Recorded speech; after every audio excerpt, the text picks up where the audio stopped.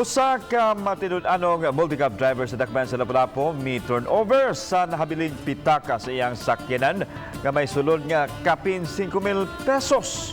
Siluan meron din sa report. Midangop sa Lapu-Lapu City Hall ang 33 anyos nga multi-cab driver nga si Paul Purgatorio aron ma-turnover kang Mayor Jonard Ahong Chan ang nahabiling pitaka sa iyang usa ka pasahero puno sa mga pinilo nga salapi ang pitaka ug nakita niya nga may ID kini nga nakapangan sa usa ka Genevieve Shaton. Mato ni Paul, bisan pa man kunihit ang sakay karong panahona, wa siya matintal paghipo sa nakita niyang pitaka. Ma'am, makita na siyang kwarta, ma'am. Ang kani bata kahibaw kung doon na ba emergency nga gamitan aning kwarta or bata kahibaw importante nga mauli ni siya nga tus tag-iya. Daling na kontak sa mga kawani sa City Hall ang tag-iya sa wallet ug nag-abot sila sa driver.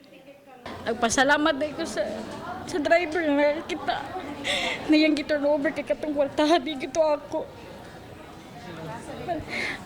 Para kumpra to sa grocery gisugo ko sa tag-iya.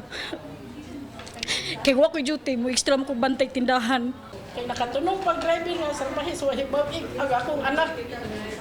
Butlang, kaya di na iyang kwarta gisugo ko na siya.